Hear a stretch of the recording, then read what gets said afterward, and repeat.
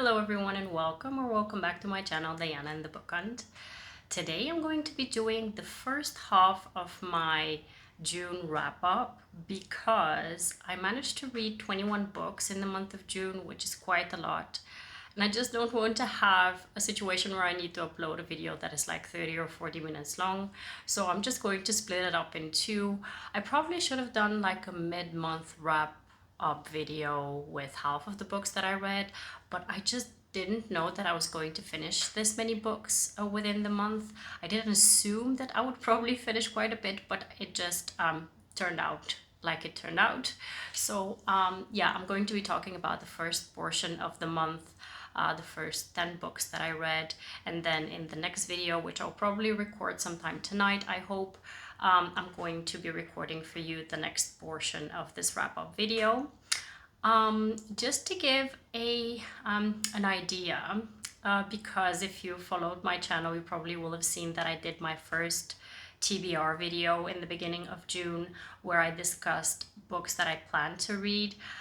This is the first time that I tried to hold myself onto a TBR, and I discussed 8 books within that video, and I'm proud to say that I actually managed to finish 4 out of those 8 books, and that's quite an accomplishment for me because I typically really tend to mood read, so I don't really plan too far ahead as to what I want to read within the month. But yeah, I'm happy that I managed to finish those 4 books. So I think I'm going to start off with those books first, and then I'm going to go ahead and tell you about the others that I read. So yeah, without further ado, let's just go ahead and see where this month took me in my reading journey. So if I appear a bit shiny today, it's because it's really amazingly hot today. So I apologize, and I apologize if you're hearing any noise from outside because my window needs to be opened. Otherwise I will die out of heat here. So yeah, this is just to preface my situation here. It's really hot. The first book that I want to cross off within this video is the famously super hyped up book, The Song of Achilles by Madeline Miller. I have been putting off reading this book for many years. I have been aware of the hype. I always tend to skip people talking about it too much because I didn't want to spoil it for myself. But what I did pick up from many people talking about it is that it was very emotional, that it's yeah, very like a tearjerker type of book, and that everyone is crying their eyes out. So I was really expecting a very emotional book. And I probably should have avoided even that information because that kind of did impact my opinion on the book. The super hype around it and the expectations that were built up for it. So I have to say I did enjoy it. It was a beautifully written book. But yeah, I give it 4 stars. I didn't cry like I expected to because I am a crybaby when it comes to emotional books. But for this one, I didn't cry. In the book, we follow the love story between Achilles and Patroclus. This is, I think, like an alternative take on these historical people. Because there is some speculation on whether Achilles actually did have a romantic relationship with Patroclus or not. And it's something that I think is probably going to remain a mystery, but it's a very beautiful take on this historical period and these historical people. So yeah, I loved it. I did love it, but I didn't love it as much as I had hoped and had expected to love it, so I gave it 4 stars. The next book up is one that is a new release. It's a debut novel that I discussed in my TBR video. It's called Love Radio by Ebony Ladelle is her name. I expected to love this story because the premise sounded very good. I think it was explained on Goodreads that it's reminiscent of the movie Hitch, and I like that movie, so I thought if it's something like that, I'm probably going to like it or love it. And I did really like it. I gave it 4 stars. It's a young adult book between two teenagers who are just finishing high school, so they're like 17, 18 years old.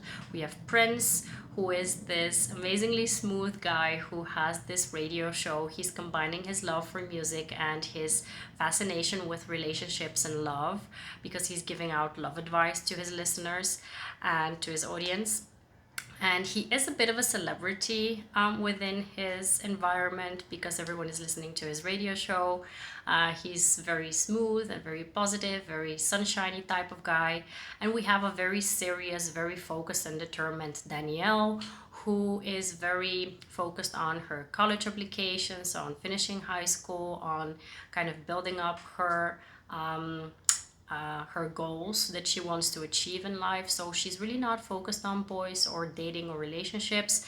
Even more so, she is a bit, I think, skeptical and hesitant about love in general. So when she comes across Prince, they've been friends, or at least acquaintances throughout their childhood years. When she comes across Prince in a certain situation, she's not really bothered by any kind of attraction or any kind of feelings that there may be between them. It's more Prince's attraction that is driving the whole situation of them developing some kind of a relationship. Prince kind of wants to convince Danielle that she can fall in love with him if she gives him a chance to date him. I think they make an agreement to go on 3 dates, and he wants to do his best to try and impress her and have her just basically win her over. And so the journey of the dating between the two characters begins, and I found it a cute and very kind of, I found like nostalgic notes within the book of things that I would have loved to do dating when I was a teenager. So I was really feeling those nostalgic emotions when I was reading the book. So I really love that aspect of the book.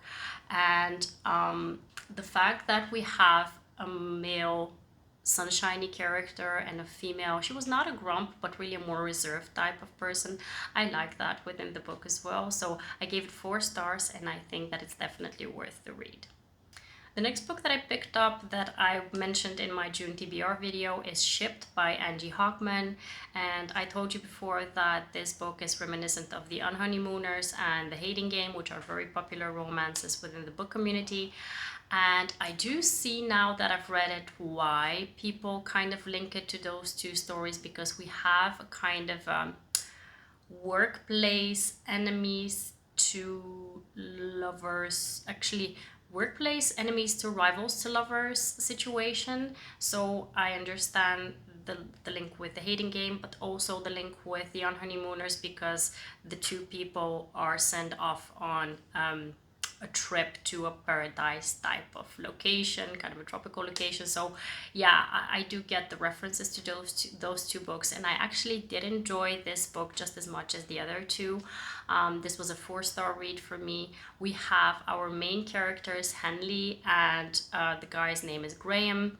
Henley has been working for this cruise company, I believe in the marketing department, and she has been trying to kind of prove herself to be an invaluable addition to the team. She's been working towards getting a promotion, and when this promotion position within the firm opens up, she assumes that she's going to be the sole or maybe the highest ranking candidate for this position. But lo and behold, here is where Graham comes in. He is someone from the company who works in another city, but he's very interested in moving to the city where she's at. I think it was at Seattle, or I don't know which city it was, but he wants to move locations and wants to get this position as well. So she has a big rival for this promotion, and her douchebag, he's kind of a misogynist type of boss. He kind of shows preference towards the guy, but to make it fair, he gives them an assignment to go on this cruise to the Galapagos Islands, I think, and they need to think of a pitch of how to kind of sell this cruise line better, or to make some kind of a project surrounding it. So yeah, That's where they go on this cruise and where we have a progression within the story. And like I mentioned, it's a enemies to rivals to lovers in a workplace location, but also in a tropical setting. So it's quite a bit of fun, quite a bit of an amazing setting that they're encountering each other, and I loved it. I really loved it. It's a 4-star read. It's not a 5-star read because it wasn't wow. It didn't get me feeling emotional, or I didn't have an urge to like finish it in one go or something. So that's why I didn't give it 5 stars, but it was a very, very decent read. So I definitely recommend it, especially in the summer. It's a very good summer read. And then the next book that I read off of my TBR video is Cosmo. I have had this book for so many years on my TBR, and yeah, I'm just happy that I finally read it. I do have to say that probably I hyped it up for myself in my head a little bit. So I didn't give it 5 stars. I really thought that I was going to give it 5 stars. I gave it 4 stars, but it was really, really a very nice family type of book. To give you a background about what the book is about, we have Cosmo, who is a golden retriever, and we actually read from the perspective of the golden retriever. The whole story is centered around how he perceives the situation within his family. He is already an elderly dog. He's 13 years old. He has some health problems, but yeah, his owner, Max, he's a teenage boy. They have just such an amazing, endearing, amazingly cute and just heartwarming bond with each other. They love each other so much. And we find out through Cosmo's perspective that there is trouble in paradise when it comes to the parents within the family. They're fighting a lot, and there seems to be talk of separation. So Max and Cosmo think of a plan of how to kind of prove to their family that they need to remain a family, and they enter this dance competition. And that's all I want to say. I don't want to spoil anything more. If you want to read this book, it's an amazingly endearing family book. And I didn't give it 5 stars because I thought it was going to be a bit funnier, because thinking about how a dog perceives the world in certain situations, I think I would have expected a bit more humor in it. But I appreciate that the book was more focused on the family values than the humor. There were humorous situations. I did love that about the book, but I thought it was going to be just a bit more in that certain situation. But yeah, it was an amazing book. If you plan to pick it up, you won't regret it. Next up, I read See You Yesterday by Rachel Lynn Solomon. This is my least favorite book that I've read by this author. I did love her previous works. I've discussed them before on my channel, but this one didn't really work out too well for me. But I think that it's a me thing and not specifically the book's fault. This is because the book centers around a trope, which is like the time loop trope, where we have a character who is stuck in the same day, reliving the same day. I don't typically like this type of a situation. I avoid these types of books, and also a series. I think Russian Doll on Netflix is similar with a similar trope, and I can't do it. Even if it's the best show on earth or the best book on earth, it just irks me somehow that I'm reading the same thing over and over again. So that really didn't work out well for me. It's a new adult story where we have the main character, Barrett. She's had a rough couple of years in her high school years, so she's really ready to move on to her college years, where she believes that she'll have a better experience. But she gets stuck on one of the first days of her college degree. She gets stuck in this time loop where she's reliving the same day over and over. And there's things that happen that she's not very happy with, but things that also evolve in a way that makes her think that she is not seeing things correctly. She's kind of feeling out things on surface level, and that things are getting deeper if you just give them a chance. I felt more for the male main character within the book, Miles, than for the female one, Barrett. So I didn't connect well with the main character, and the whole time loop situation just didn't work for me. So I gave this book 3 stars. It was beautifully written. I managed to finish it. So I did give it 3 stars, but it just wasn't for me. And then next up, I read a duology, which is by Ashley Jade. It's The Devil. Is it The Devil duology? Or the first book is called The Devil, and then the second one is The Devil's Advocate. And this duology, I mean, I was like, when I finished the first book, I was like, what the hell did I just read? I don't know how to put this into words. I'm not sure how to feel about this book. And I think that I'm not going to tell you anything about the plot. This book actually I got from a recommendation video by McKay. And I think that Jess from Peace of Love Books also read this duology, and they were both like, you need to go in blind. So I really did. And I think that anyone who picks this up also needs to go in blind. But just know that there's a lot of toxic situations within this story. There's a lot of toxic people with very questionable decisions that they make within the story. The first one I didn't love because the main character, the guy, Kane, he was just abominable. If there is a person that I hate within a fiction work, it's going to be him. I mean, I couldn't stand him. And then in the second book, the progression of the story kind of picked up, and I started to see where the story is going. So I really liked that one. The first one I gave 3 stars. The second one I gave 4 stars. So overall, it's a 3.5 star read for this duology, and I think it's an interesting read. I think many people might like it, so if you want to try it out, please do, and let me know what you think about it. For me, it was, the beginning was rough, and then the ending was okay. It was good. So in the end, it was worth the read. Next up, I picked up a story that unfortunately I didn't like. I had high hopes for it because it's by Sarah Adams. This author, I read The Cheat Sheet last year, the end of last year, and I absolutely loved that story. So I was like, I want to read more by this author, and I saw that my audio library had another book by them, which is called The Off Limits Rule. This book,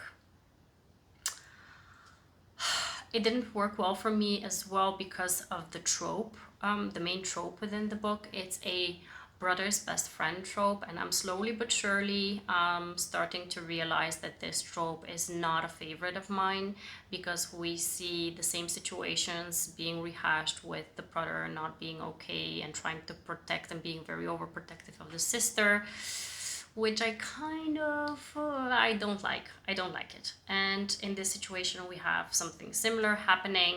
We have the main character who gets in a situation where she needs to move in with her brother, and her brother kind of takes her under his wing, and they go on this boating trip, this sailing trip, to get her mind off of the situation that she's in. And that's where she meets his best friend, Cooper, I think his name was. And they have this instant attraction, but he's presented as this playboy kind of guy. So the brother is very overprotective over his sister, with not wanting them to have anything together, because he believes that his best friend is not good enough for the heroine. And that just doesn't work for me. So I gave this book 2 stars because I was really irked by the whole situation with the brother and the sister. And yeah, I just didn't like it too much. And then the next book that I picked up is a new release, I believe, and also a debut novel, if I'm also not mistaken, which I absolutely loved. It's a very pleasant surprise that I picked this book up, and I absolutely loved it. It's called A Proposal They Can't Refuse by Natalie, Cana. This book centers around our main female character, Camilla, and the main male character, Liam. And it also centers around actually their families. We have their grandparents, their grandfathers, their best friends, and they purchased when they were young this building that now houses both of the family's businesses. For Camilla's side of the family, they're Puerto Rican. They have this Puerto Rican themed cuisine restaurant, the restaurant, Puerto Rican restaurant. We have Liam, whose family has built an Irish whiskey distillery within the building. So both of the families have their businesses set up in this building. And while Camilla and Liam used to be childhood friends, they somehow drifted apart, so they're not really on very friendly terms at the beginning of the book. But because certain situations arise with the grandfathers, specifically the grandfathers concoct this plan where they think that it's a good idea for the two of them to have an arranged marriage or an arranged engagement so that the business progressions can develop. Otherwise, if it doesn't work out, then the grandparents will have to sell the building. And both of the main characters, they have plans for their businesses, so they don't want to lose out on the opportunity to have to sell the building. So they agree to the arranged engagement marriage type of situation, and we have a very interesting progression of how they revisit their feelings for their childhood memories, but also how they've evolved as people, and the cultural references within this book, the family dynamics, the romance, the grandparents, the grandfathers. They're just the best side characters that I've read in quite some time. I absolutely love them. And there is also a side plot of Camilla's previous relationship that I loved, how that progressed, how that wrapped up. I just love this book. I think I gave it 4 stars, 4.5 stars. It was just amazing. I do recommend it. It's a new release. It's a debut novel. I hope that a lot of people pick it up because it definitely deserves it. And then the last book I'm going to talk about is called Rachel Out of Office, which I believe is also a new release. It's by Christina Hovland. I haven't yet read any books by this author before. It just popped up in my library as a new release, and I thought, okay, I'm going to try it out because it sounds like a fun read because it involves a single mom, and I like single parent tropes, whether it's the mom or the dad being single mom and dad. You get what I'm saying. I just love this trope, so I thought, okay, I'm going to pick this up and see how it goes. Within this book, we have a single mom of twin boys, and she is a single mom because she actually had a one-night stand with this guy Gavin, and she turned out to be pregnant. They did try to have a relationship together. They actually got married, but they found out that they're not for each other, so they got divorced. But yeah, Gavin's family is well off, so they've always supported Rachel. And they've always wanted to be in the life of the twins, but in the meantime, the twins are already, I think, 7 or 8 years old, and she hasn't had any relationships in the meantime. She's been just this focused mom. And here we find out that Gavin has an amazingly attractive brother, Travis, who is presented to be this also kind of playboy type of character. So our main character, Rachel, does not take him too seriously. She is attracted to him, but she's like, yeah, he's my ex-husband's brother. I'm not going to go there, even though he is very handsome. But situations arise, things happen, feelings develop, and it's just an amazingly fun, amazingly endearing book. I really loved it. I thought I was going to like it, but I really loved it. I think I gave it 4 to 4.5 stars as well. And I definitely do recommend it. It's a really, really good book. And I think it's also a good summer read. I think it centers around, yeah, it was in the summer. They're going to this vacation house for the summer, so it's a very good summer read as well. This wraps up part 1 of my June wrap-up. Like I mentioned, I just read quite a few books in the month of June, so I just want to split this video up in 2 parts. I'll probably upload the next one in a couple of days' time. In the meantime, you can expect that I'm going to be uploading a June TBR video soon as well. I do want to try to do those to see if I'm going to be able to stick to a physical TBR. And what else? Please subscribe to my channel if you haven't already, like my video, and follow me on Instagram as well. We can chat there as much as you want about any of the books that I'm discussing or any new book recommendations that you may have for me. I hope to see you very, very soon. Have a happy, wonderful, marvelous day. Happy reading. Take care, and bye-bye.